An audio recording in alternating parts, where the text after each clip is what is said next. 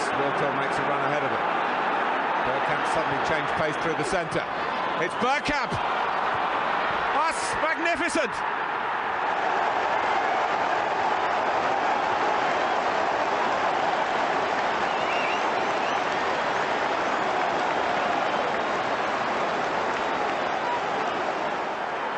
The move, and then this, which left Dabby's ass totally stranded. Hello, dear listeners and viewers and people doing neither. I don't know what you're doing. And welcome to a Bergkamp Wonderland. We are back. The kidney stone is gone. I'm like a new man. It doesn't hurt. I've got no more pink wee wee. And if you see me drinking this is electrolytes, I think it is. I always get that wrong. It is electrolytes. And you need those. You need those in your life. They're good for you. With me tonight, it's first of all, it's Sophie. Haven't had you on since I don't think it was was it the predictions last time we had you on?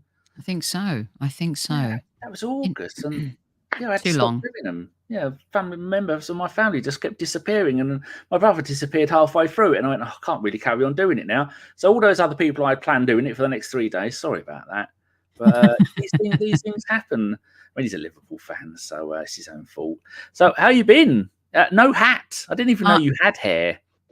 I know when you actually reacted the way you did when I appeared with no hat, I was like, wow, I wear a hat all the time. I mean, it's like, it's just my thing. But the truth is, we're always honest on this show. I'm having some hot flushes today, and I just couldn't deal with the bloody hat. So this is why I'm hatless. Oh, that is a shame. If you'd have told me guess what hair you had, I'd have just red mohawk. Really? Well, it's grown. It's grown a lot. Usually I have it like, I have my little flow hawk going, but just kind of wearing a hat all the time. So I just keep it long these days. You back from your holidays? Nice. Back from Cyprus. Yeah, I'm a bit lag jetted. But other than that, all good. I did notice I wasn't that jet lagged. I noticed you need to change some of those shirts on your intro. That's last season's. It's ridiculous. I can't be bothered. At the end of the last the post-game show that I did last night, I've even played that as the outro. That's how unorganised I am. It's a night, but I promise for the next season I will have it with all the new players and all the rubbish ones gone. So yeah, I will get that done. And now we've got two mysterious guests that haven't been on in quite some time. It's Karl. Karl, you cheeky bugger. Where you been? I don't know where you've been. I have. The thing is, due to national security, I can't really tell you where I've been, but just know that me and James, I'm not going to say surname, but we have saved the world, so it's fine. I got told by someone that you went on a tour of all the dead underground stations, or the ones that no longer exist, because there are quite a few, surprisingly. How many are there? Do you know? I can neither confirm or deny that, Danny. Again, that's national security, so each one's got its own Stargate. Again, I can't confirm or deny that, but when I went to a different planet, I brought back some very nice goodies, Danny. I'll share with you. Oh, lovely. And talking about goodies, another one who hasn't been on in a while. Is that a retro 89 shirt you got on there? Is it the real it is indeed. No, it's a retro one. It's a one that was bought this year. Still looks good. Not a real one. I was only what, 7 and not a large human when 89 was around. 7. Yeah, something like that. Yeah. Wow, terrible. Oh, we've got an early question here from Jimmy. Save that for later. So, Rich, it's good to have you back. Karl, it's good to have you back. And Sophie, it's good to have you on again. All right, let's get on with the show, shall we? I have got I've actually, because I've got all you lovely people in, it's not just the usual rabble of uninformed scumbags. I thought I'd actually make a list of talking points. Start with you, Soph.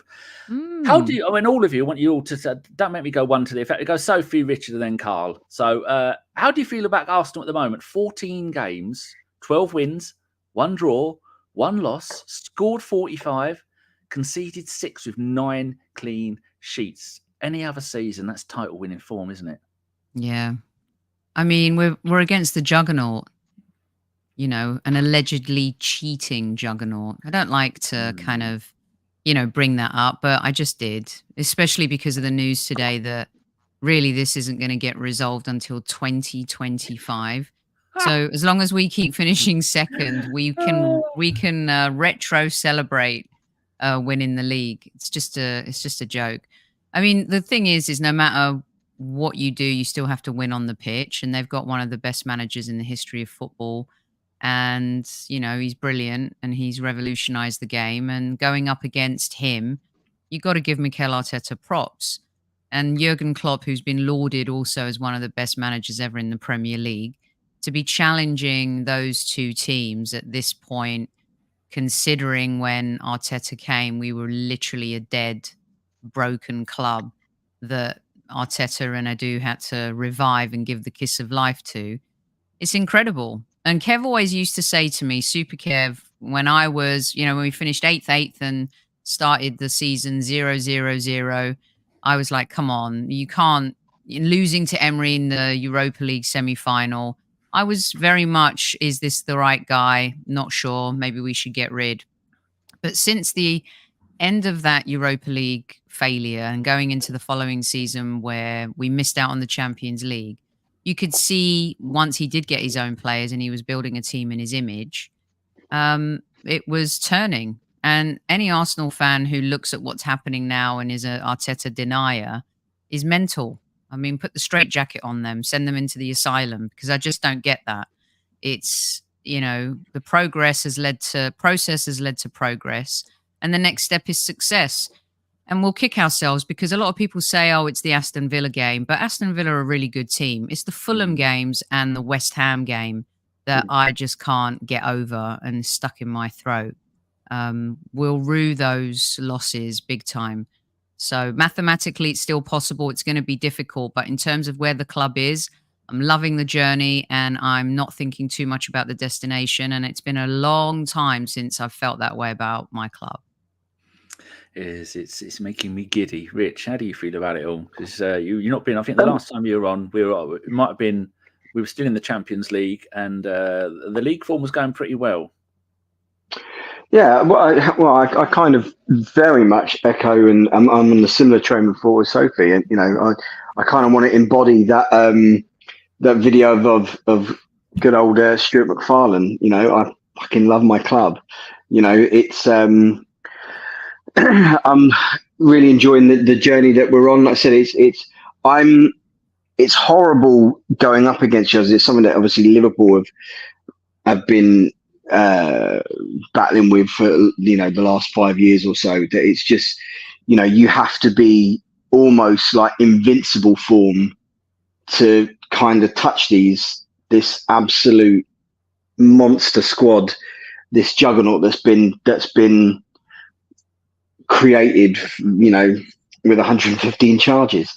That Fulham game, that was a real big disappointment because I think we played badly. But like even the West Ham game, I think we had like the most shots on goal that we've ever thing. And it's like that's 3 games we've lost all season. And ordinarily in a league campaign, you lose 3 games, you're still in there and thereabouts. But even that might not even be good enough to kind of topple these guys. So I'm at the stage where I'm kind of at peace with it in the sense of like we can only control what we can control, and I can only enjoy what Arteta and the boys are doing out on the pitch. I'm loving the football we're playing. I'm enjoying the connection. So I've been to a couple of games, but it's evident coming through the TV. I'm enjoying that connection that has been created by Mikel and Edu and that between the fans and the club and the players. And so I'm happy. I love my club. I'm just happy. So we can't do anything with those cyborgs up in the Middle Eastlands. We can't do anything about them. So it is what it is. But I'm loving the journey that I'm on. Long may it continue. You the same, Karl? I mean, yeah, there's not really much to add apart to what the other two said. I think when Mikel Arteta came in, you think about the 2020 season, we were in dire straits. I mean, we had the dressing room was a mess. We had a manager who, again, he's a good manager now, but when Emery was there, he just wasn't the right fit for Arsenal. And I think it was evident. And I think from where we come from to where we are now, it's a huge leap, absolutely huge leap. I mean, Arsenal was always a big club, and we should never been in 8th place at all. I remember the start of the season after, when we didn't win a game and we had like 5 points after about 7 games or something like that. And, you know, who knew that, you know, a few years later we'd be where we are, challenging Manchester City for the title. And, you know, as if you look back and you think where we've come from, you have to be proud of Arsenal, no matter what we do. I mean, yes, all of us here and all of us listening wants to win the league, and, you know, no one's going to be satisfied with 2nd place. No one wants to be the first one to lose, like, at all. And that's how you got to look at it. Yes, we are against Man City, but, you know, everyone's starts on 0 points at the start of the season. It just depends on how you play on the pitch. You know, we can all go back to decisions that go against us, you know, things that, you know, didn't go our way. But I truly believe that it happens to every single club, and it does balance out sometimes. I mean, at least you hope, you think it does. But yeah, I'm happy with Arsenal at the moment. I'm happy where we are. Do I want us to do a little bit more? Of course I do. Like any club, anybody wants more for their club, no matter what. So I do want more. And like Sophie alluded to, you know, the Fulham game, bad. That we should have won. The West Ham game, bad. And even to extent the Aston Villa game, we should have won that. And that's if we don't end up winning the title at the end of this season, we're going to look back at those 3 games and we're going to think, why didn't we do more? Why didn't we do this? Why didn't we do that? And especially in the season where we've taken 4 points off a City. 100%. But how crazy is that? So how crazy is that, though? That's 3 games. That's just 3 games. Like I said, we've been brilliant against Scotland, and it's just 3 games, and yet it still isn't enough to beat these kids. It's so frustrating. Sorry, Karl, I didn't mean to derail you, mate. No. Even to the extent that the Spurs game at home, like, you know, that's when Spurs won the title back in then, and look where they are now. And you know, we should have won that game at home. You think, if you want to win any game, you want to beat Spurs at home. And the fact that we drew with them, again, sticks into my throat. And we'll talk about Spurs later, but like that's sticking in my throat, because we definitely should have won that game. But, you know, hopefully, you know, we can do it this season. And if we can't, then we go again next season. But we know that we've come a hell of a long way. And like the other two alluded to, we got to be happy where we are right now. Yes, you were mentioning about the. I was going to talk about the trust the process, but a little thing here up on the screen. It says how many games every team that's won the Premier League. You look back at the first season, Man United won it and lost 6. Then they won it and lost 4. Blackburn won the league and lost 7 games. Then Man United lost 6. Man United 5. Arsenal won it in '98 and lost 6. And it went on and on and on. And then you get back to a couple of seasons ago, Soph, Liverpool lost 1 game and didn't win the league. That is almost unbelievable, isn't it? In any league in the world, to do that. I know PSV are about to win the league, and they've only lost 1 game, and Inter Milan are brilliant, and all these others. But in the best, most competitive league in the world, that you can still only lose a couple of games and not be champions. That's madness, isn't it? Yeah. I mean, Mikel talked about the fine margins in the Champions League, which is so true, like taking your chances, but it's become that way in the Premier League as well. And we went off the boil trying to convert our chances into goals. And that became a bit of an Achilles heel. I always felt like when we played Havertz in midfield and didn't play him as the number 9, we struggled. Jesus struggles. He needs 6 or 7 chances to maybe score 1.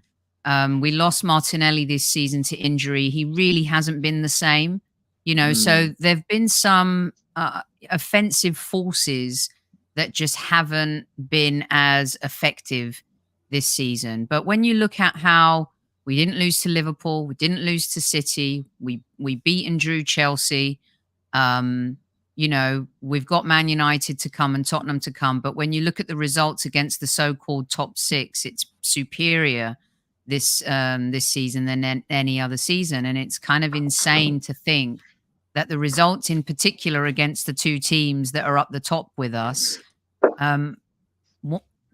Arsenal's failure will always be mental. And that's the toughest obstacle for Mikel and the team to overcome. They've shown that they can overcome adversity. You know, missing out on the Champions League to Tottenham, we come and we bounce back and we go on an improbable run that no one was expecting. But when the spotlight was on us last April, we failed. We weren't ready for the moment. Same with the Champions League. We've been out of it a long time. We get to the quarterfinals. It's all very romantic, but we're just not ready for that big moment.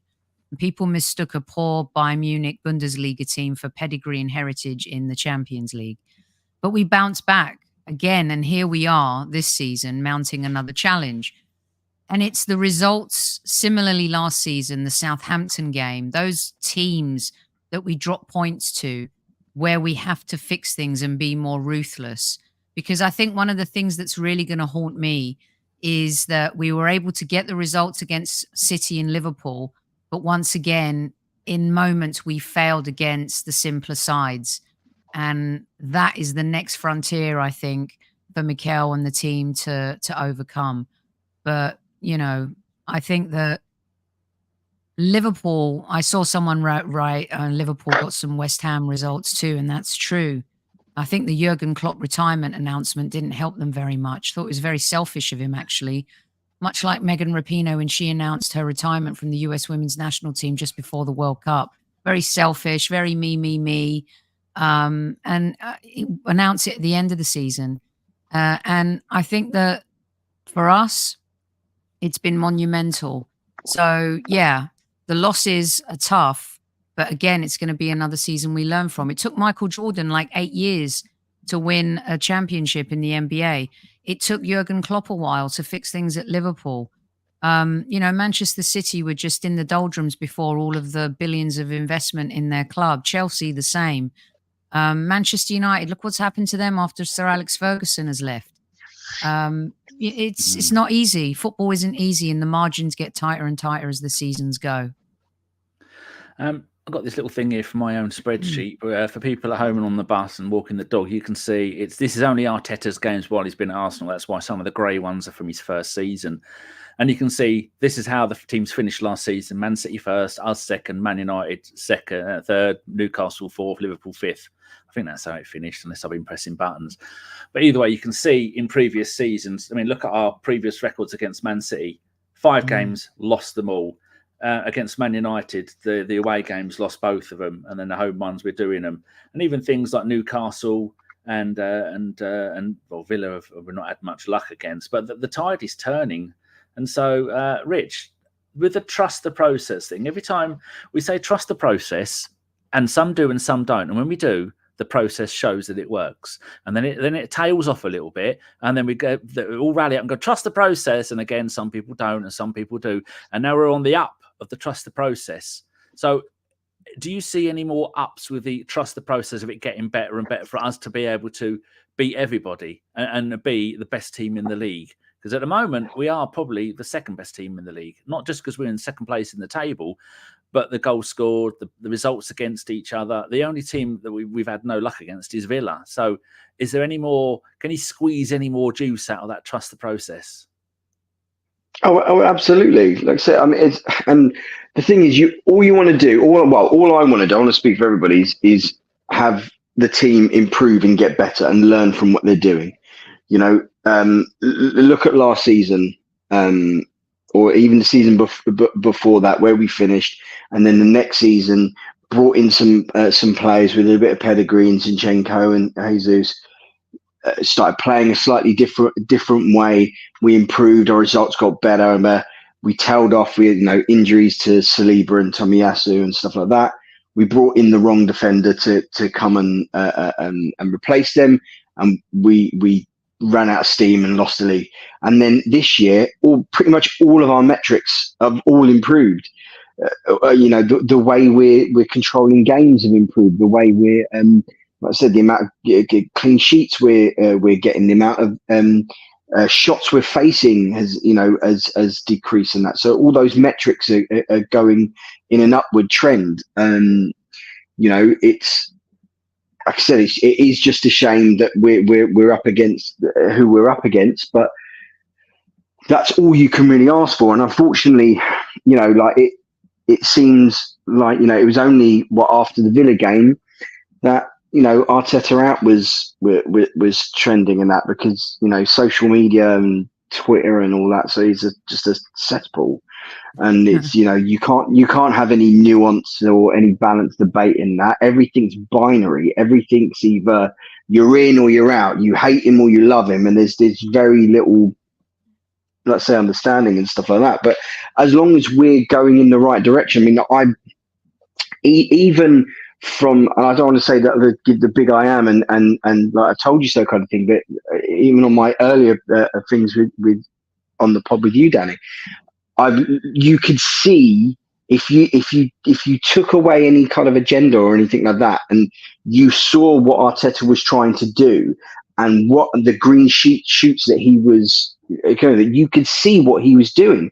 He is set out. He's doing exactly what he set out to do. Do you remember his first press conference where he set out them non-negotiables and what he wanted and what we needed to do? And you'd have to be an absolute agenda-driven grifter to say that he isn't doing what he's set out to be doing and what he said he's going to do. And like I said, all our metrics are pointing upwards. Everything is going in the right direction. And who's to say it can't get any better? I mean, let's say I think 3 losses in the season really is so far is as you alluded to on that spreadsheet, is championship form in pretty much any other season bar since Pep has been in the league. So yeah, obviously it can improve. There's things that Mikel still gets wrong. Substitutions, trusting certain players, and the ability to use his wider squad and stuff like that. He's a young manager. It's yes, he's been here. What is it? 4 years now. He's been at the club. I mean, still in managerial it's technically his 5th into his 5th season. But I mean, can I just add to what you just said real quick before you bounce to Karl? I think the process phase is gone. I think we're in the progress phase right now. And then I think the next phase is success. So I think the process is over with. That chapter is closed as far as I'm concerned, excuse me. And I think we're in the progress phase. And I think success will come next season. How about you, Karl? How do you see it all going? Do you think, like Soph's saying, trust the progress? Do you think that excludes the FA Cup and League Cup? Because he doesn't seem to be bothered about those two. If this is a game of darts, he's not going for the 25s. He's going for the bull, isn't he? As someone, I can't remember who said, I think it was Richard said it. He's a young manager, and he will learn that you can't put all your eggs in one basket. And I think, sometimes when Wenger used to throw away the League Cup and just play the kids, the problem with Mikel is he doesn't. Whereas if you just put out a squad full of kids, and we went out, everyone would be like, oh yeah, you know what? Problem is he plays the fringe players, and when they don't perform because they haven't played for a while, he's almost like he throws his toys out his pram, and then he says, okay, no, we shouldn't do that. I mean, this season we come up against a Liverpool team, and we went for it, and unfortunately on the day they were better than us. I want to say we went out to Brighton for the League Cup, did we? I'm sure it was Brighton. Yeah, it was, and we didn't perform well that game. Problem is he's going to lead to know a mix and match, and the problem is where he doesn't trust all his squad, and then he doesn't want to play his star players because he plays them too much. I mean, like Sophie alluded to, Richard alluded to. He needs to trust his squad, and he doesn't at the moment. Saka needs to have one leg and one eye, and for him not to play. And Mikel, I've got a feeling it's going to come a cropper to Mikel very, very soon, because you look at all the challenges that Saka has, and the amount of times he's fouled, and no matter what, he just doesn't sort of give him a rest or take him off. And that's gonna. I hope it doesn't, and I hope I'm chatting shit right now, but I've got a bad feeling that Saka's going to get injured really badly, and then Mikel's going to have no one. He's going to have to rely on his squad, or if we bring in someone to replace Saka at the end of the season.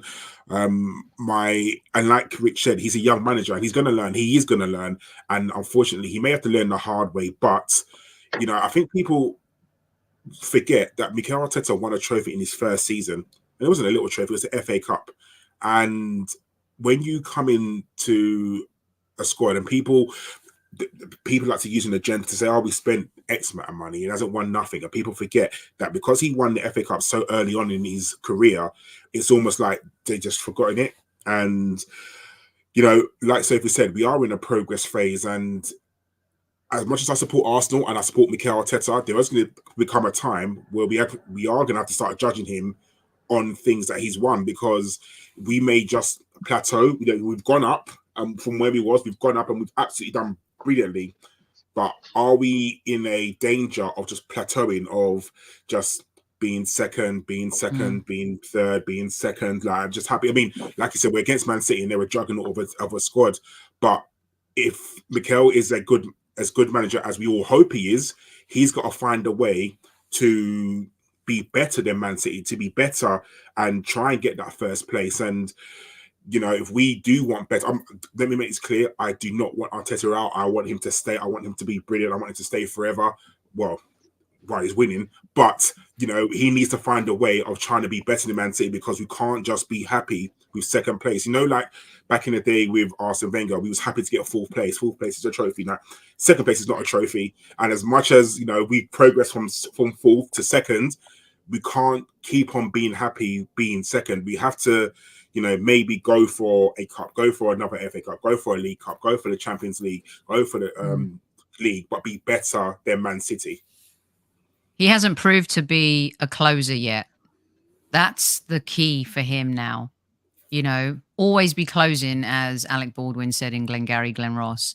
And he hasn't proven that just yet. And eventually the training wheels do have to come off, and the guys make really good points on that. So you ask yourself, eventually with the investment, because everyone wants ROI on their investment, and the Cronkies have given him the keys to the kingdom.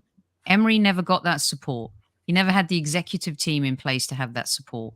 He made a list of players he wanted to buy and he was given the opposite. He had a toxic dressing room, couldn't remove Ozil even though he wanted to desperately.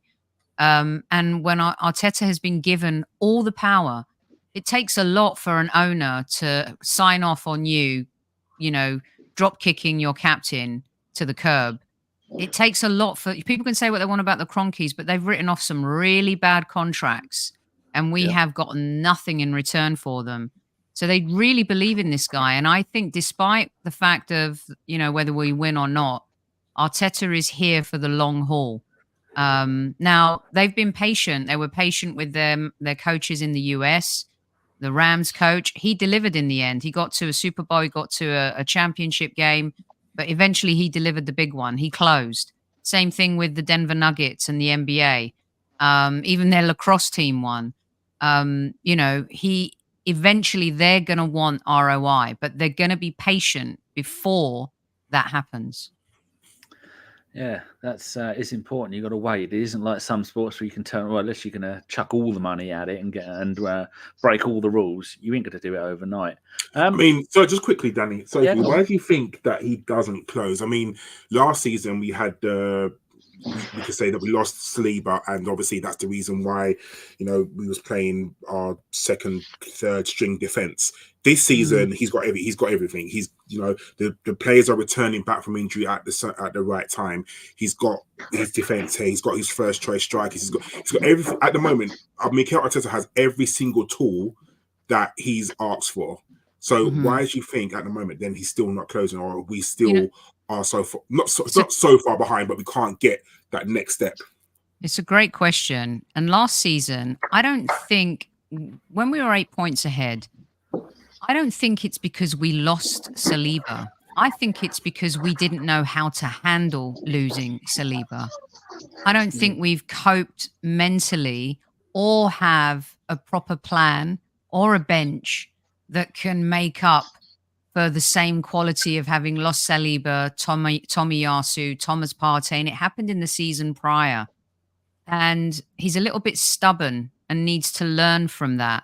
This season, we've been really lucky, right? And maybe, like, if you look at it last season, we're 8 points clear. If we have Declan Rice and Havertz and Trossard, well, we had Trossard for half the season, in the team, do we win that title? And this season, I think that bouncing back from Villa and Bayern Munich was massive, because I think a lot of fans were expecting us to completely drop off and finish with a whimper, the same way we did last season. But having experienced players who've been there before, like Jorginho, like Havertz, Declan Rice, maybe he hasn't won the Premier League, but taking a team and being captain of a team, going through Europe and winning a trophy, I don't care what trophy it is, they still won it. That makes a massive difference. And Gabriel had some mistakes in him last season. This season, I think he's been a better player than Saliba. He's performed better. Benjamin White has excelled. You've got the goalkeeper who's been able to improve that back line as well.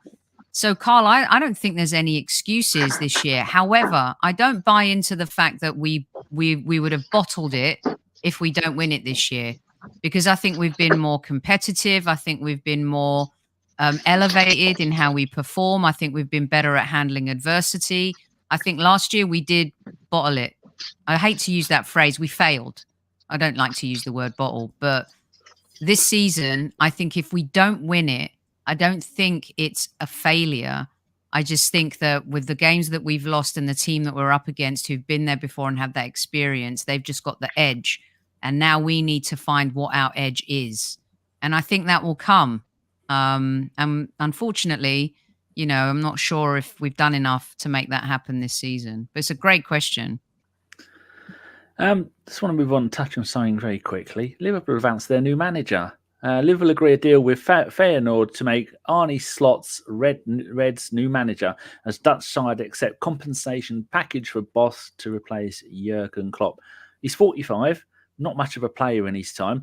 Won the Eredivisie last season with Feyenoord. This season they're second behind PSV because they've only lost one game and they're actually ruining it. And I think he won a Dutch Cup this season. Rich, any thoughts on that? Absolutely none, mate. I know very little about this guy. What I would say is, has it ever really gone well after a massive manager has left the club? You think of Moyes after Ferguson, Emery after Wenger, or I'm sure that's yeah, exactly. There's it's never going to be good to follow a legendary manager. Who's doing the dishes? Sounds excited. It's the dog. I'm about to go brain there. Hang on. So, Dutch managers up north, Dutch managers in general in the Premier League, have they done well? I think it's a big risk. Bruce Willis? That's about it, I think. Yeah, but he had the money behind him at Chelsea, didn't he? Ten Hag, Frank de Boer didn't do well at Palace. He was a grand failure. God, he was out after 8 games, wasn't he? Yeah. But I think they're trying to replace like for like, right? In the sense of maybe personality, character, not credentials. When Klopp came to Liverpool, he already had amassed some impressive credentials at Dortmund. But I don't know. I think they'll struggle next season because they've got turnaround in their squad as well. Salah is done. Salah's done. I don't see Van Dijk staying. I bet Van Dijk leaves in the summer. One more payday. And yeah, it's going to be very interesting. This is going to be really interesting for Arsenal. Capitalize on the moments, because Chelsea aren't going to be shit forever. Manchester United aren't going to be shit forever. Manchester City are going to continue to evolve and get stronger.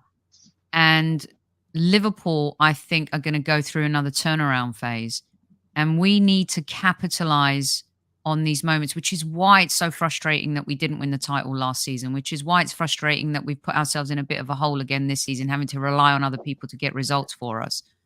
So, yeah, it's going to be interesting to see what happens. But I think Liverpool, I'm not saying they'll struggle. I just don't think they'll be challenging for the title next season. Karl, do you think it's going to be an absolute failure and he'll be out like by Christmas like I do? I hope so. No, I'm being honest with you. I genuinely do hope so. I mean, I've got no love for Liverpool in the slightest. I hope he comes in, he's a grand failure. And I hope they get relegated next season. But, the Dutch league to the English league is very, very different. It really is. And Ten Hag can allude to that, the difference in play, the difference, I honestly think that a lower league, Premier League team would easily, and I genuinely easily finish in the top 6 in the Eredivisie, and without no doubt of a problem. So, he's going to realise that maybe the time on the ball that you have in the Eredivisie, you don't have that. The robust challenges, the things that he's still going to have a problem trying to get his message across and his style of play, because it's not all going to happen in one season. So Liverpool are going to have to take probably a season of hurt, and until they get used to his style of play, and then he might come good. But he might hit the ground running. We don't know. I very much doubt it. But Liverpool are definitely going to have a season of hurt before he can get his whole tactical plan across to Liverpool. And like the other two alluded to, I think Salah's done. I think Van Dijk will leave. The players that they've brought in are hit and miss. One minute they're good, 1 minute they're bad, and it's just a time until players don't believe in the new manager's message. Do they go? Does the goalkeeper go? There's so many players that at the moment could just say, you know what, I can go and get my payday. I do think the Saudi issue is probably gone now. I think people are deciding, obviously knowing that the Saudi thing is not all what it is, but. Like you said, Van Dijk still got another payday in him. Salah, he could easily go to any club in Europe. I think Luis Diaz might think about. He's got these dreams of playing in Spain too. It's and also what's indicative is Xabi Alonso did not take that job. Why did he not take that job? Because he knows going in after Klopp, that's tough. And also the players that might not be there. That tells you everything, I think, that a player like him who loved the club would rather stay at Leverkusen and keep building there than go to Liverpool. Anybody who watches German football will know that when Klopp left Dortmund, it was like a scene from the Somme. Every single player, he'd squeeze every ounce of everything out, and they were broken. And we saw the end of last season with Mane, Firmino, and Henderson all leaving the core part of his squad. And this season, the players haven't quite been up to it. And Salah is done, and like we're saying with the centre back, there's so many players there. It's like he's gone one season too many, because looking at it, they should have had more than one title. And Liverpool fans, I would imagine, will be angry that they didn't get more titles. But he had the players, and now he's going. And whoever takes over, they are in for a world of pain, because so many of them players aren't ready, and a few of them are past it, and a few won't want to be there. So I'm just looking forward to it. And I'm glad that Alonso is staying there at Dortmund. I mean, at Bayer Leverkusen. It's lovely to see. Yeah, it's refreshing. It is, yeah. Not someone staying to build something rather than buggering off at the first chance of something glittery. Rich, start with you on this one. Can you see anyone taking points off a City? Their last 5 games, 1, 2, 3, 4, is Forest away, Wolves at home, Fulham away, Spurs away, and finally West Ham at home. Can you see them dropping any points? I can't see them at all. I think Fulham have got a decent record at home, and we struggled there. I think they beat Spurs. They took Liverpool all the way. I think Liverpool just got over the line and beat them. I think it scoreline flattered them a little bit, but that's the only other standout that I can really what's called, because I think Tottenham are gonna roll over and let them gnaw at their belly. when they go just to stop us winning the league. They're not going to want to take any points off them at all. So no, unfortunately, I can't see them dropping any points. Let's say again, was it Forest? No. West Ham, I don't think will have much to play for. Are they even close to? Are they close to it? Forest, Wolves, Fulham, Spurs, West Ham. Yeah, no, I can't see any of those teams. I said when your biggest hope you're hoping out is for Fulham, it's not looking great. But like I say, I just say, as long as we win our games and we take care of what we can do, we can't do anything about what they're doing, I guess. But yeah, it's not looking good, and that's why I think I'm kind of like, it's not really stressing me out. It's not really like getting to me or anything like that. I'm not like super anxious, just because I've got no indication that I don't see any indication that the T1000 are just going to absolutely annihilate and strangle every team that they come up against. I absolutely, maybe I'm in the minority. Like, I actually despise watching Man City. I find not so much their brand of football, it's just that every team they come up against, their teams are so scared to go up against them, and rightfully so, because look what they did to Brighton the other night. But yeah, I think they're just going to do that to every team now. You know, their bench is more expensively assembled and is better than pretty much every other team's first 11. So it is what it is, unfortunately. I don't know about you guys, if you guys think they're going to drop any points, but I really can't see it. Karl? Maybe that lot of the road, maybe just maybe for pride, but no, unfortunately, I just can't see them at all dropping any points, and it's sad. Yeah, I just think it's sad, because you look at it and you just think to yourself, there's no games that you think, oh, maybe, no. It's just a case of they are going to juggernaut, they are going to steamroll, they are going to literally win every single game. And even with their striker out, and he hasn't played for God how many games now, and they're still winning. He probably hasn't been fit for a while.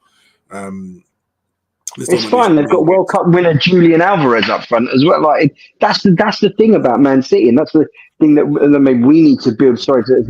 Is you've got that. You take out that one component, you've got another world class elite player to just slot into that thing. Oh, Jeremy Doku's injured. Oh, it's fine. We got 100 million Jack Grealish can slot into the thing. Oh, Ruben Diaz is injured. Oh, it's fine. 50 million John Stones is. Say that it's so hard to compete, and very few other squads can compete against that. Sorry, Karl, I've done you again. I've derailed you again. It's fine. Yeah, it's just it's coming tedious at the moment, because it's almost like they gave teams a little bit of a head start as well, because they weren't brilliant at the start of the season, but you just know that they've got this uncanny ability every single year to just win like 15, 16 games in a bounce. And everyone knows it as well. Everyone says it. I think in January, when they weren't top of the table, and I think all the famous pundits were saying, Man City will go on a run, and it's predicted, and it's been done, and it's you want a little bit of excitement in this league, and unfortunately, when you see Man City just win and win and win and win, and they're about to win. If they win, I hope they don't, but they're about to win 5 out of 7 titles. You kind of just like shrug your shoulders and be like, oh, okay, cool. Like, we are where we are. Not to go a goal bridge on us, but like it does become a little bit tedious and a little bit boring. You want some excitement, and hopefully, Arsenal can provide that excitement, because you are hoping that Man City do slip up. I wish they were in the Champions League still, because they'd have one eye on that prize. And unfortunately, they're not. So they're going to go all out for it. Pep's going to, go all out for this league, because he obviously wants it. And I've got no doubt that Man City will wipe the floor with Man United in the FA Cup final. So yeah, it's a little bit frustrating. You want to slip up somewhere. But saying all that, even if Man City do slip up, we still got to do our job. We still got to go to Spurs on Sunday, and when we still got to beat Bournemouth, we still got to beat Man United. You know, all these teams that are going to try and stop us winning, we've got to do our job and try and beat those as well. Soph, you got any wise words on this? I think it's challenging when you're playing teams that aren't playing for anything. But there are two teams that City have to face, and they're playing for everything. You know, Tottenham without the Champions League money, that's going to be a rough season for them. They desperately want to get into the Champions League. They have to win that game. They've been City's bogey team, maybe not under this manager, but they have shown of any team in the league that they can beat City. And I don't care what anyone says, mentally, sometimes that's a block. And Spurs have certain players, like James Maddison will totally get up for that game, but he'll go AWOL against Brighton, right? They're that type of character team. Nottingham Forest are an angry team. They are furious right now about what happened to them last weekend, how they've been treated and dragged through the mud via the media. They are pissed off. And they gave them a bit of a tough time, didn't they? Was it last season or earlier this season? So you have to say, like, these are professional footballers. I'm not saying they're going to win, but they've got something to play for. The West Ham game is a write-off. They're awful. They're not getting... West Ham are going to get battered in that game, I think. And Fulham are a tricky team because they have a manager that has integrity. De Zerbi, I don't know what the fuss is about him, to be honest with you, being linked with all these top jobs and stuff like that. He's so sullen. It's almost like he did his mate a favour the other night. Brighton never showed up. They weren't up for it. They weren't prepared for that match at all. But I do believe Fulham and their manager will want to put in a good showing. And I agree with Karl. We still have to win our games. North London Derby is not going to be easy at all. You know, Ange doesn't have a plan B and they play a high line, but it's still a North London derby. Form goes out the window. Old cliche. Old Trafford. I was at that game. Was it at the beginning of this season or last, where we lost 3-1? And I was standing there in the away end. That was where we got really screwed by VAR. I think it was the challenge on Odegaard. I was like, how on earth are we losing this game 3-1? I just don't know how we lost it. Old Trafford does really bizarre things to us. However, we've also won the league there twice. So the romantic part of me, guys, is saying we've got to go to two places where we've won the league twice. Many, many years ago at White Hart Lane. And of course, we know what we did there with our legendary side. Old Trafford. You remember what happened there twice. So there's some romance here for Arsenal too. 20 years since the Invincibles won. Football works in mysterious ways. And until the fat referee blows the whistle at the end of the season and it's over, there's hope. And yes, the hope kills you. However, football does have really weird ways of creating and making stories. And I believe it's our time. I really do. I can't accept that it's over. I can't. Because mathematically it's still possible. And I don't think we're gonna lose another game. We may draw, but I don't think we're gonna lose another game. But I believe it's our time. I agree with all of that. Look, it's I can't see them losing, but hopefully, yeah, we can go and do the business. No one thought. Who thought Everton would beat Liverpool? Exactly. I thought they were going to get battered. Yeah, it's a derby. All stats and history goes out the window for that. Yeah, but that's a team playing for something, Danny. Like Tottenham are playing for something. Yep. Forest are playing for something. The only thing with the Tottenham thing is because they've got us, then they've got Chelsea, then they've got Liverpool before they get to Man City, and there's a very real chance their season is done before they get to City. But I like your optimism. You convinced me. I'm sticking with Sophie. Let's go for it. Yeah, we're going to win the fucking. Talking about that, this is a Paddy Power advert on Twitter. Download it. It's 1 minute 16. People, have a right old chuckle at this. We'll be back in 1 minute and 16 seconds. It's the most exciting finale to a season for our club since I can remember. It's nail-biting. It's make or break. Yeah, it's stressful, but I'd rather be part of it than not. Do you know what I mean? If you'd have told us at the start of the season that we'd been involved in the title race, I'd have bitten your arm off. With the greatest respect, what the absolute are you talking about?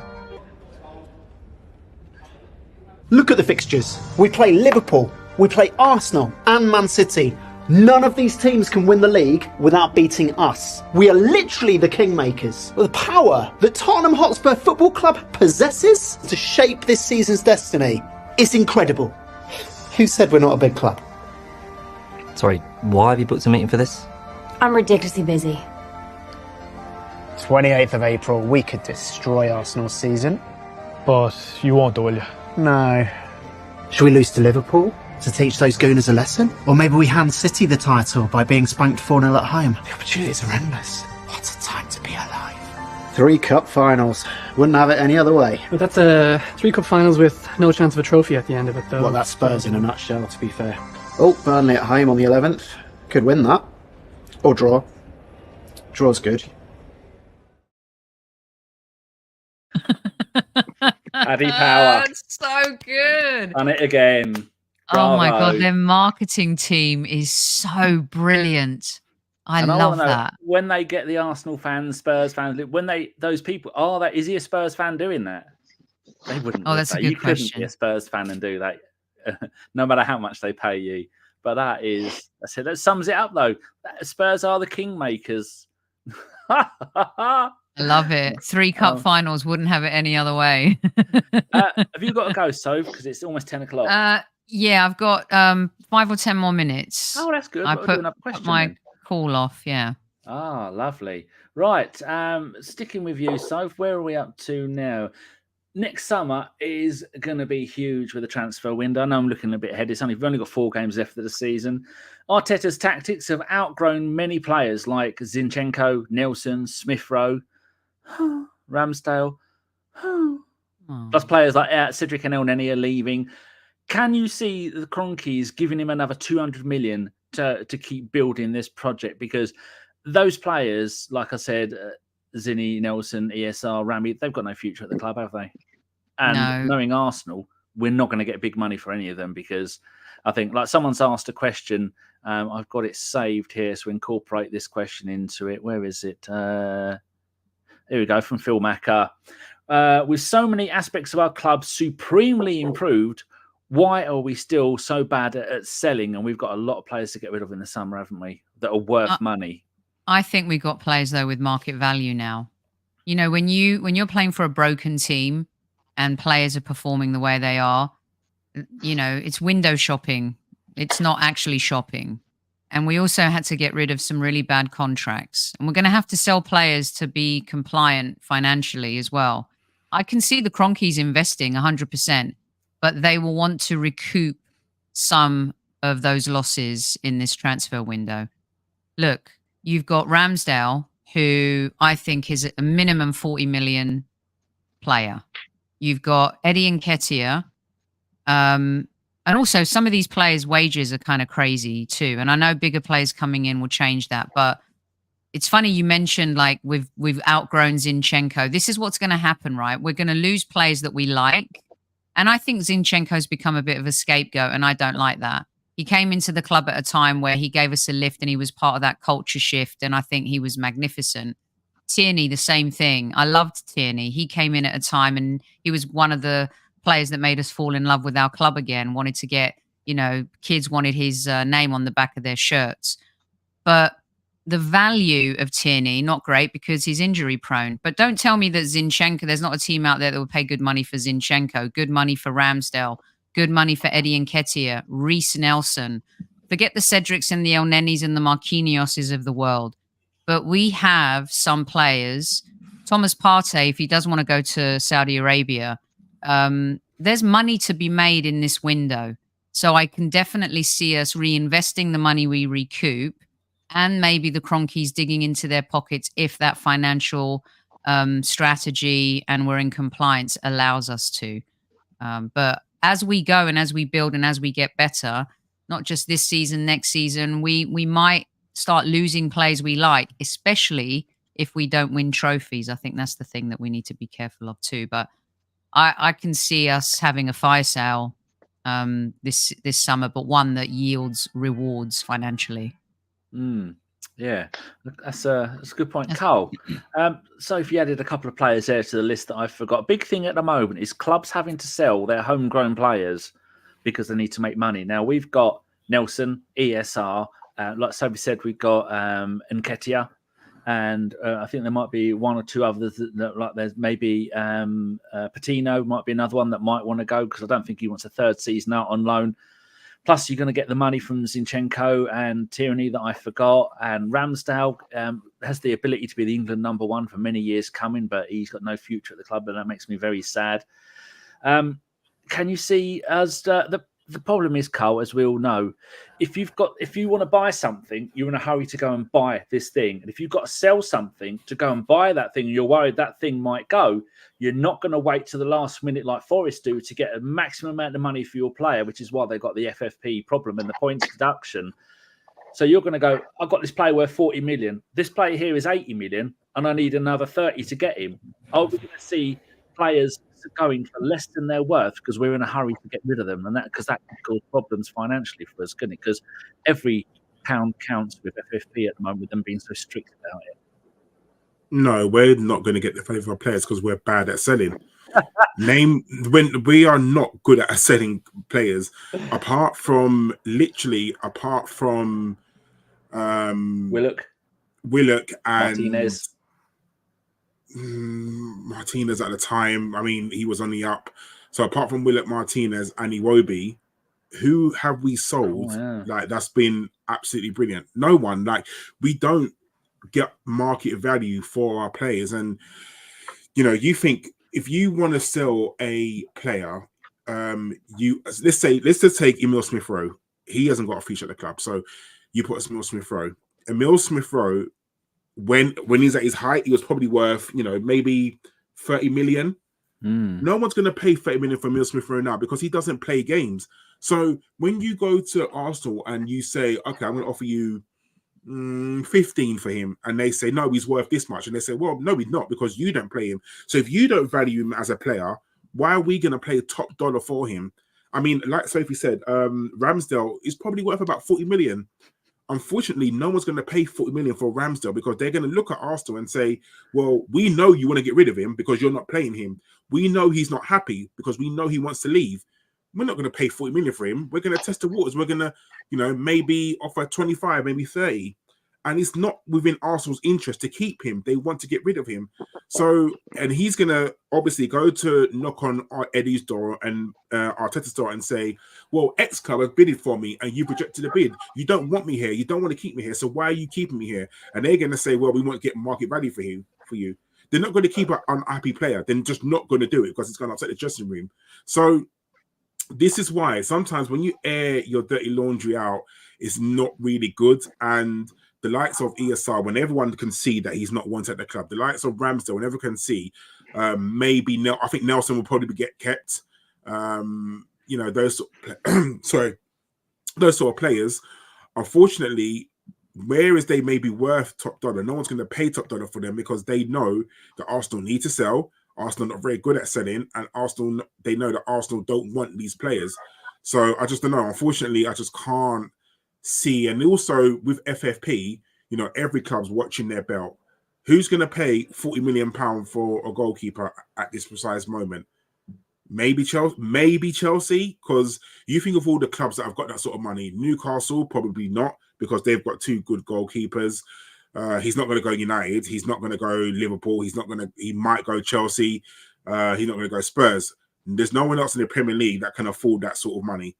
Emile Smith-Rowe, maybe, if let's say you get maybe 25 to 30. Might want Smith-Rowe. Okay, 25 to 30.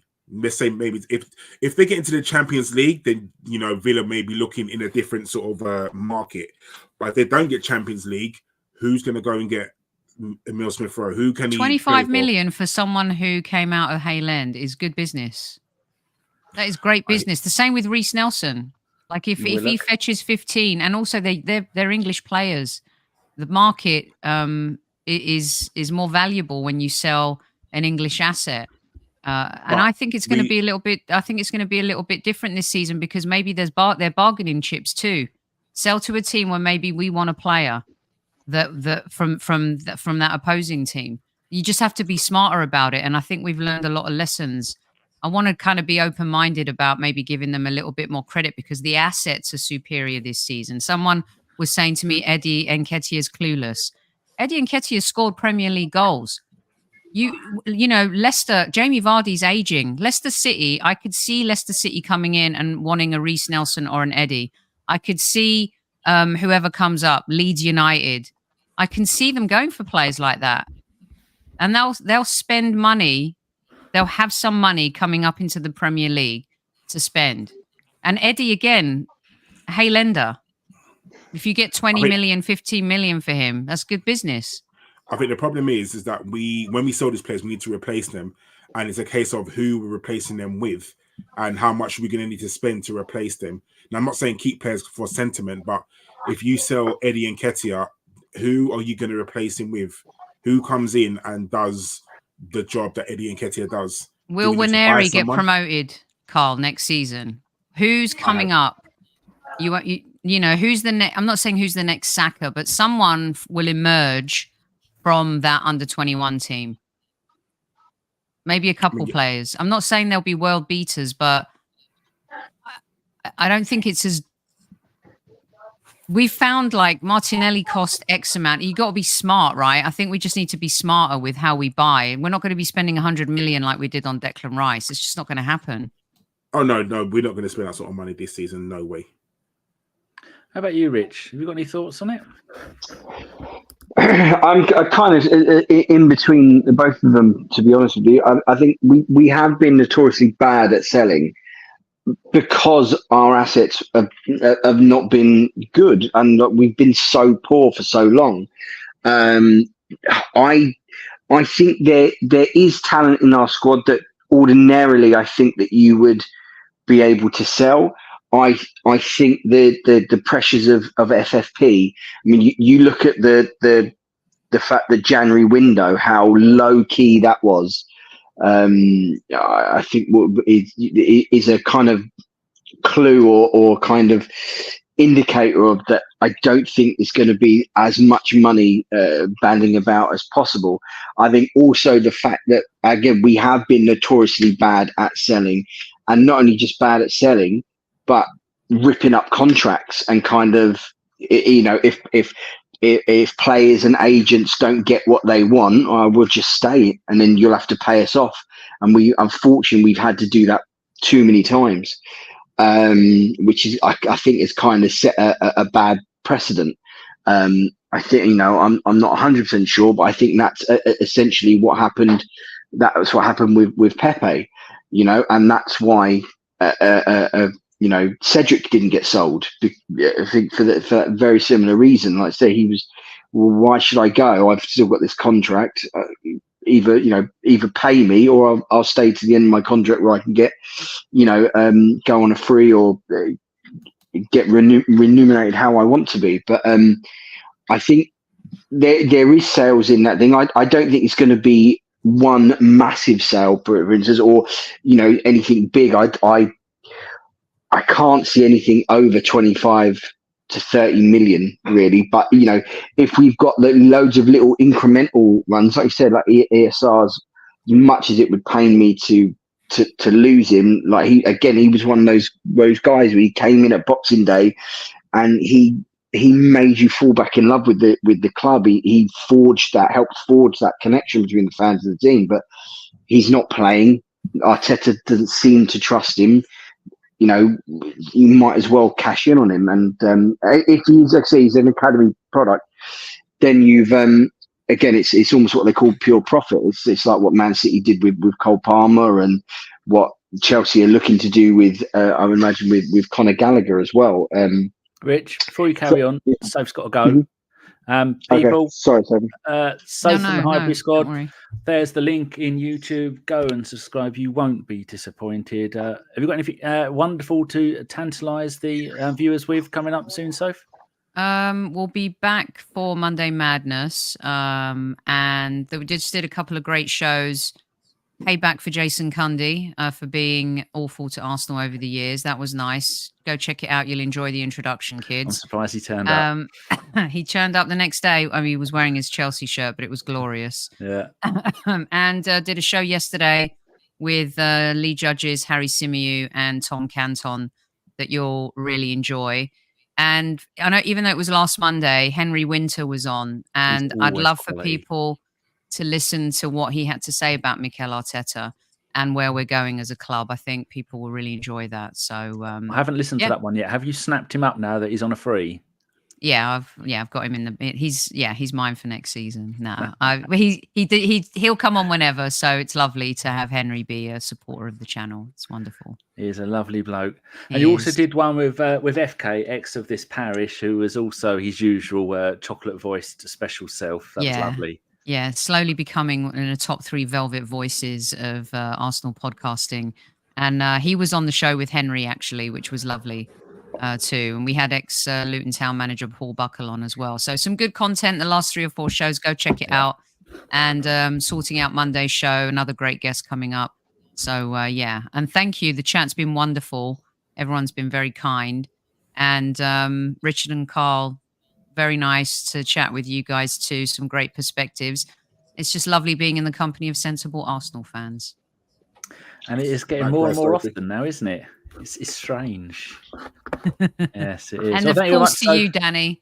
Always grateful for you. Made my debut on this channel, for those that don't know, and always grateful to... they call Arsblog the Podfather, but really you are. I'm the pod mother. He started, and I followed. Yeah, exactly. I do the washing up and the cooking. He just sits there and takes all the glory. Love it. Love you guys. Avon Take care. Says here, much love to Sir Kev as well. Yes. Keep sending your love to Super Kev. He's watching all the shows, and it's keeping him good company while he recovers. So, yeah, take care, everyone. And as Super Kev will say, don't forget to tell your loved ones you love them. It's very important. All right, cheers, Sophie. We'll speak Good to you night. later. Bye. Take care. Bye, guys. Bye. Lots of love. Rich, you were saying that Man City having to sell the likes of that player they sold to Chelsea to balance the books. Yeah. So, well, essentially, I don't think there's going to be massive amounts. I was kind of in between the two of them. I don't think there's going to be massive amounts of sales, but I think it's going to be lots of like incremental sales and getting wages off the books and like I say, I think I can see Nelson going, I can see ESR going, which will help with the I don't know if they're not going to change it straight away, but with the FFP and stuff like that, because they're academy products and stuff like that. So it's I again, let's say I don't know if it's just I'm tired, I'm just in a pessimistic mood, but I can't see us making big sales and recouping lots and lots of money. I don't think there's a market for it at the minute. With everyone scared of FFP, and I don't think we've got the pedigree of making big sales. Like I said, in you think that list that Karl brought up, like I said, the list, the Ox, Iwobi, Willock. Apart from that, there's not massive amounts of there where we've recouped lots of money, so there's no precedent for that. Yeah, Karl, have we seen enough of Partey, these cameo appearances, to think there was any likelihood he could stay next season? Because when he's fit and when he's having a good day, he is unstoppable. And we saw even a not match fit Partey was banging the ball all over the place. Wasn't tracking back as much as he could do. Wasn't getting involved as much. But when he gets the ball, it's almost like it's a missile, isn't it? The way he delivers those balls. Someone very wise once said to me, "Don't make long-term plans on short-term emotions."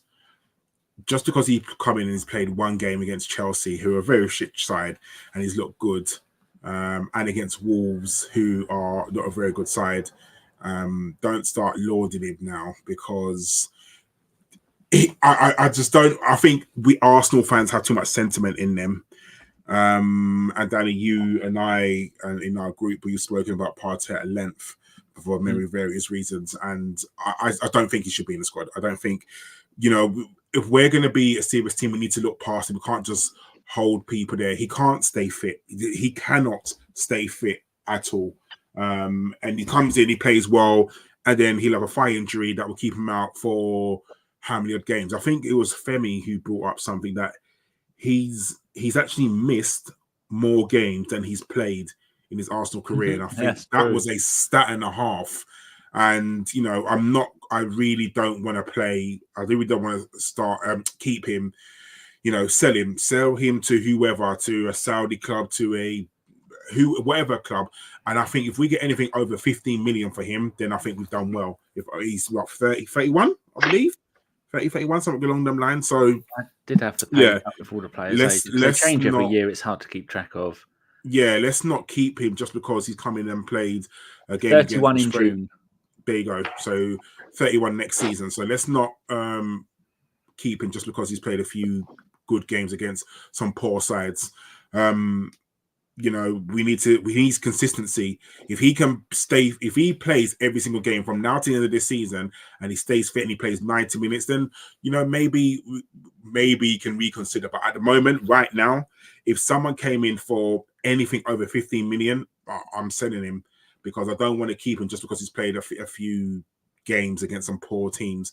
No, that's not to say that he's not good, because he was good. He was very, very good when he came in against Wolves. He kind of changed the game, didn't he? And very good when he played against Chelsea. But no, I don't want to keep him. And I'm sure there are better players out in Europe that could do the job that he does. So I think maybe he needs to go. But the problem is, and I'll ask Richard's question as well, if Jorginho, who's in his last year of his contract, I believe, either this year's his last year or the year after, can we really afford to get rid of Jorginho and Partey in the same season? Because that would be a massive, massive hole that we need to fill. Yeah, no, I agree. I think that's too much experience. There's too much quality to leave, because I think the Egyptian Perlo's going as well, is it not? So I mean he's just a body as well that can to put in that thing. It's too much of an overhaul in that midfield and especially because what we got Havertz for, he kind of has moved on and become something else. So that kind of left 8 position is what we need to supplement rather than kind of lose thing. It's hard with Partey because I genuinely think he's one of the best midfielders I've seen in a long, long time. We are so much better when he's in the side and he's fit. He raises our level so high. He is a phenomenal football player. The composure he has on the ball, the trust and that he has with his own abilities, the ability to draw players onto things, you know, his passing ability, even like subtle little things in between the lines where he draws people on, it's just phenomenal. And I thought he was absolutely sensational against Chelsea. Although, you know, Chelsea are lauded as being crap, that's a World Cup winner in midfield and 100 million Caicedo, who we were in that midfield, along with Conor Gallagher. That, you know, that wasn't a dog shit thing, and you could see his qualities. But I agree with Karl in the sense of we can't be emotionally attached to it, because he can't give you games, and he's missing for far too long, and we're missing far too often. And I think it's I maybe over 15. I might have to agree with Karl. Maybe over 15, we might have to look and at least keep one of if we're keeping Jorginho, which it sounds like it is. I would say anything under 15, I actually think I would keep him, just because it doesn't seem worth that loss of that amount of money. considering what we need to spend to replace him, because I think someone of his quality, you're talking big bucks. Problem is, isn't this Partey's last season as well of his contract? So next season is his last season, I should say. Sorry, my bad. So if you're not going to renew, would you not just try and recoup anything you can for him? I agree. Like, I think Jorginho, if you're going to sell, if Jorginho's going to walk away for free, you might as well keep him for one last season, because for what we paid for him and what he can deliver, I'd probably just keep him. And I think, what did we pay, like 12 million for him or something like that? Like, in football terms, that's nothing. So you probably just eat that and just not worry about Partey. I think if we could recoup any amount of money for him, I think it's likely that we will, just because of his fitness factor. He can't stay fit. So why are we keeping him for one more season? If you know that you're not going to renew him, you must just get rid of him now, personally. Because the amount of games that he's missed, we just can't. I don't think we can afford to keep him. And if there's another player out there that can do the job that Partey does, and I'm sure there is, Mikel and Edu's and the scouts, I'm surely they're, looking at a player in each position to say, oh, if this player goes, then we can replace him with that person, and so on and so on. But I'd keep Jorginho, just eat the free. Like, if he's going to walk over for the free, just don't worry about that. But Partey, like you said, like we both alluded to, I think anything over 15, sell him. Just go, because we need to try and recoup back some money to put towards his replacement. I think the other thing is he's on. I would imagine his wages. He's on pretty big wages as well. I think would be another incentive, I guess. But I again, you always have that little nagging thing to doubt in your mind, because, like I say, when he's fit and he's playing, he is sensational. I'd love to admit, like, for us to sign another player who can do what he can do, because I think he's one of the best in the world at that position. I agree when he's fit, but how often is he fit? And that, unfortunately, is the problem, because he's not as fit as he should. Like we said, how do you sign for a club and you've been there 4 years, and you're not fit more than you are fit? And I think that is a huge problem. And there's no doubt that Arteta and the rest of the coaching staff and the management are looking at that thinking, we paid X amount for this guy and we haven't managed to kind of got our money's worth for him. Because if he came in and he was fit and he could do what he does, now you'd think to yourself, oh my God, like that midfield that we played against Chelsea was the first time those three played together started the game this season. That's horrendous. That is absolutely horrendous to think that. And, the fact that we're in April and, call it May, and that's the first time they started together. That should have been our starting midfield from the beginning of the season. That if we had that midfield, and don't get it wrong, the people have come in, Jorginho's come in, he's done absolutely brilliantly. Like when Havertz is played there, you're kind of hoping that he does better. But, these players have come in and done the job. But that midfield of Partey, Odegaard, and Rice, that starting three midfield, it is just an absolutely world-class midfield. And if they had played or been fit enough to start all together, or Partey had been fit to start and played some games, who knows where we would have been. And I know it's all ifs, buts, and maybes, but for me, that is an absolutely world-class midfield. But Danny, if you gun to your head right now and whoever, ex-club, come in and said, here's 15 million for Partey, would you take that? Yeah, I would. But I just looked, he's missed about 55 Premier League games in 3.5 seasons. And we only play 38 a season. But I would think it's going to be more of a mutual agreement to cancel the contract, because he's not fit enough for the rigours of Premier League football. It's a lot different strolling around in La Liga, where you get 3 or 4 tough games a season, but whereas over here you're expected to put it on every single game twice a week. But now we've got Declan Rice. I would imagine that the need to play him and play every minute and play every game would lessen. I think, was it 55 games you said he's missed there, Danny?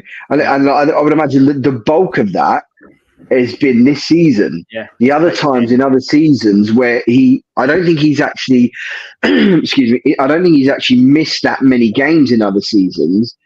It's just that he missed the key. It was always the key games towards the end of the season and in that running that I think that he was called. So, I mean, if you're going to lose him for a free or cancel his contract, like he's not going to sign, and you're just no one's going to buy him, you might as well just play him then because he's that bloody good. True. Right. 1 minute, 1 hour 20. Let's do a few questions, shall we? First one in was right at the beginning of the show from Jimmy H. Give this one to you, Karl. If we don't win the league in the next 2 seasons, is it time for Arteta to move on as he will be close to £1 billion spent on the team? Or what point do we move on to another manager? I think he's on 600 million at the moment. So if you average last season, it's 200 million. 200 for the next 2 seasons makes it £1 billion. I think he needs to win another trophy. I'll be really honest with you, because like we alluded to earlier, like when Sophie was here, I was just going to plateau and just be second, third. Because the thing is, other teams are going to get better. Like, as much as I hate to say this, Man United might get their shit together and start challenging. Spurs will always be Spurs, and I'm not worried about them. Liverpool may get their shit together. Chelsea are just one manager away for them being very good because they've got the players. The players are there, and they just haven't got the manager around them to make these players good. And if they manage to find a certain manager to make them good, Chelsea will be very good. They 100% will be. So, at the moment, while this kind of reminds me of the 2016 season, when every single team in the world was shit, and Leicester from nowhere, by the way, congratulations to Leicester because they just got promoted back to the Premier League this evening. So, but it reminds me of that season where everyone was shit and Leicester out of nowhere came and won the league. And that was like a key moment where, we could have won the league at that time, but Leicester just done it. And I think at the moment, you've got, apart from Man City, every team is not going to be good. I think next season, I think Liverpool are going to take a little nosedive. Spurs are always going to be Spurs. I think Man United, they will get their shit together, unfortunately. And if Chelsea do sack Poch, depending on who they bring in, they're obviously going to spend another £400 million and then sell their hotel to one of their friends and then buy it back for a penny, as they do, just a way to get around FFP. So, these teams are going to get better. We just need to make sure that we're doing our job and keep playing. But I think he definitely needs to win a trophy very, very soon, or it comes to a point where our Arsenal going to be like back in the day, just happy qualifying for the Champions League, just happy being second. He needs to find a way to beat Pep, or whenever Pep leaves, or these 115 charges come into fruition. I don't know, whatever happens with that. But yeah, as much as I don't want Arteta to go, I really don't. I think the next 2 seasons will make or break him. Have you got anything on that, Rich? Bearing in mind you two are the ones that got to go because it's got bedtime soon. No, I think I kind of agree with Karl. Although for me, I'm a little bit more along the lines of as long as we're improving and as long as we're getting better, eventually we will get trophies, kind of thing. So as long as we don't, take a nosedive and stuff like that, as long as we're competing, competing for the trophies. I don't mean in the sense of like the old Wenger 4th is a trophy and we're just sneaking into what's called. I'm talking about being, similar to what we are this season in the sense of, with the last 4 or 5 games of the season, and we're in with a brilliant chance of winning the league. That's what I want. No team has a divine right to win trophies and stuff like that, not unless you do breach 115 times. No team has a divine right to do that sort of thing. So as long as we're improving, and one of those improvements, doing better in the cups, doing better in the League Cup, doing better in the FA Cup, because mate, I'd love to win another FA Cup and extend our record run. That would be nice. He's but I think once he gets the squad and the backups that he wants, because we all know he doesn't trust his subs, then maybe we'll be pushing for more silverware on those other two fronts. Phil Macker asks, Karl, does anyone believe City will receive a punishment that sees them relegated? Can you answer that in one word or two words? They won't. No, fuck no. Which won't happen. No, not at all. Okay. He's followed that up with another question. What has been Arteta's best achievement, Karl? Getting the squad to where it is. I think rooting out all the Bundesliga bastards, getting the squad where it has getting the squad to where it is. At the moment that we know of, they're harmonious, they're playing for each other. So I think there's a feel-good factor around Arsenal. And if you had said this in 2020, you would have thought I was smoking something. But where we are right now, we're second in the league, and we're fighting for the title. And no one in the month of Sundays would have said in 2020 that we would have been where we are now. Rich, any thoughts? I've pressed the wrong button. My one would be like the connection that he's fostered, that him and the club have fostered between the team and the fans again. After all the toxicity and stuff like that, he's made, and the team have made the Emirates a fun place to go again. And that I would say that building that connection between the first team and the and the fans. Formerly known as a footsie. Just tell Liverpool fans they've won the Premier League title as many times as Leicester and Blackburn. True. You can't argue with that.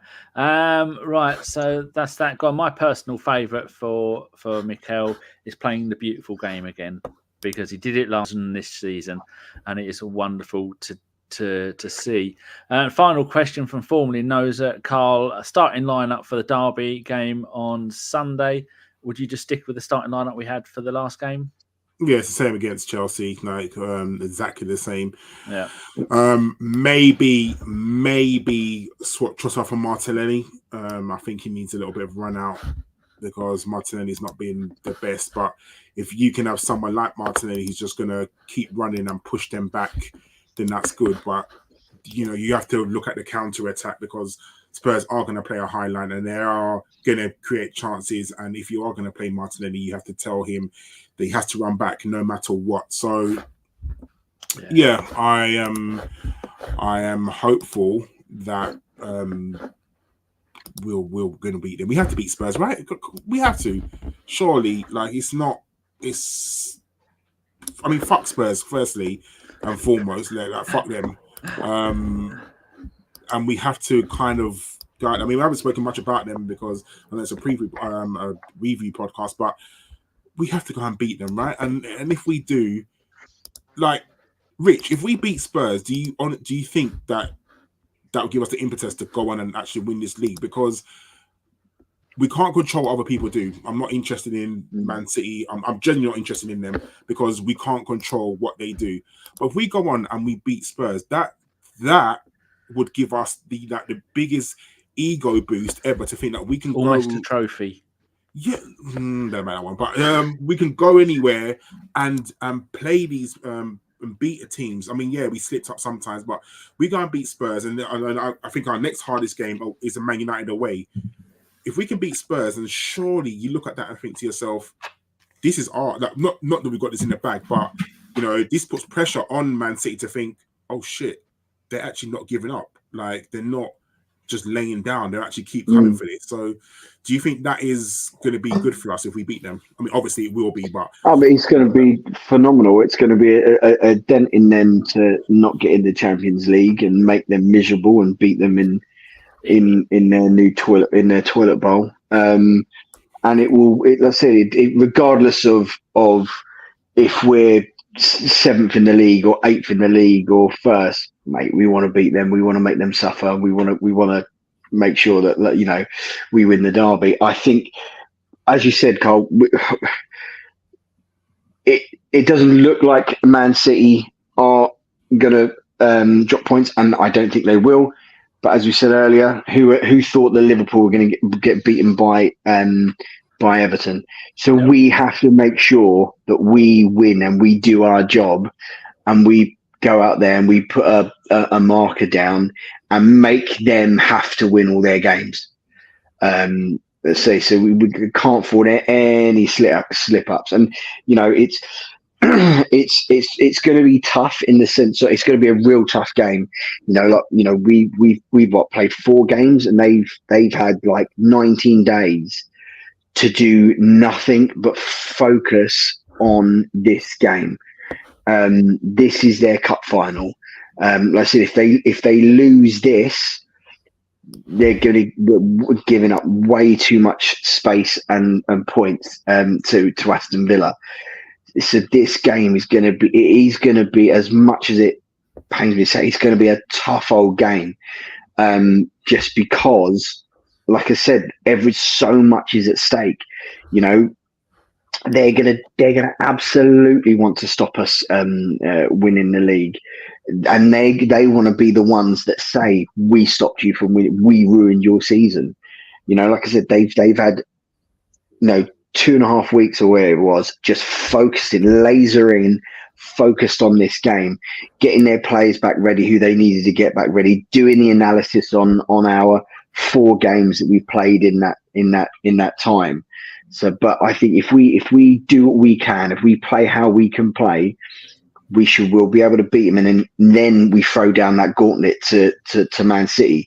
We've won our games. We've got our points on the board. Let's see what you do with your game in hand. And maybe you never know, that pressure might get to them. They might get tired legs. You got Forest, let's say, fighting for their very lives and pissed off because of all the ills and wrongs that have gone at them. Maybe they get, a long old journey down to Craven Cottage down from Manchester. They get a bit leggy and a bit tired, and they get caught unawares. We have to do our jobs. We have to put our performance in, and we have to make sure that we get every single point that we can. Oh, yeah, agreed. I definitely agreed. Final question, Karl, from Formerly Noser. What do you think of Tottenham? Feces. Oh, Rich, what do you think of feces? Tottenham. I know. What do you think to the new Pepsi cans? Aren't they a delight? They've even updated. Oh, they're very nice. Yeah, hey, that's what I got. Oh, lovely. Snap. I've got about 80 cans of that in the kitchen. Yumly, yum. Archangel, we are battle hardened. They won't be match fit. Yep, having that 2.5 weeks off. That's a good point. What else have we got on there? Avon says it didn't smell of. I haven't telling Nick. Avon says the great news is Tottenham haven't been able to defend a corner all season long. What a great way to end the show. Right, people. Canterbury Gooner. We have only won there once in the last set. Don't bring us down. Good God, sir. How dare you? Oh, I've got a Pepsi burp coming. Jesus, nothing I could do about that. Like pooping your pants. Right. Thank you very much, everybody, for watching. If you are new, give it a thumbs up, subscribe, all that other bullshit that makes absolutely no difference. Thank you to Rich. Lovely to have you back and smiling. Cheers for having me, mate. Jolly good. Lovely to have you back as well, Karl. We have missed the pair review and your logical points of view rather than having, I don't know, the rest of them are. But we haven't done anything in fucking ages, have we? So I can't compare you to anyone other than myself, and I've been decidedly poor. So cheers, Karl. Danny, I shall be back more often, hopefully now. So yes, no worries. Good. Finally, thank you very much to Sophie for joining us from the Highbury squad. You all know who she is, and you all know her podcast. So thank you to her. Best wishes to Mr. Kevin Campbell, Arsenal player and one of the men who made Arsenal great again and doesn't get enough credit for what he did with Paul Merson and Ian Wright and David Hillier and Ian Selly and Martin Keown Winterburn and Dixon and Kevin Richardson, another one, Brian Marwood, all these players. It wasn't just all about one player. Much like this podcast, it's a family. Oh, bless. Right, I'm going to end the show, and I'm actually going to end it with a proper outro. And because you lot have been so good, I'm going to end it with the Anfield 89. Get us a little bit riled up for the game at the weekend. And remember, fuck Spurs. Fuck them right in the face. Goodbye. Out it goes to Lee Dixon. Long ball from Lee Dixon. Smith will hold it up, plays it square to Thomas. And Thomas goes inside Nickel. And Thomas is there. And Thomas has scored for Arsenal. In injury time, Michael Thomas has scored for Arsenal. A ball played through the gap. Thomas was there. He held off 2 challenges, kept his head. By my watch, we are a minute and a half into injury time. And Michael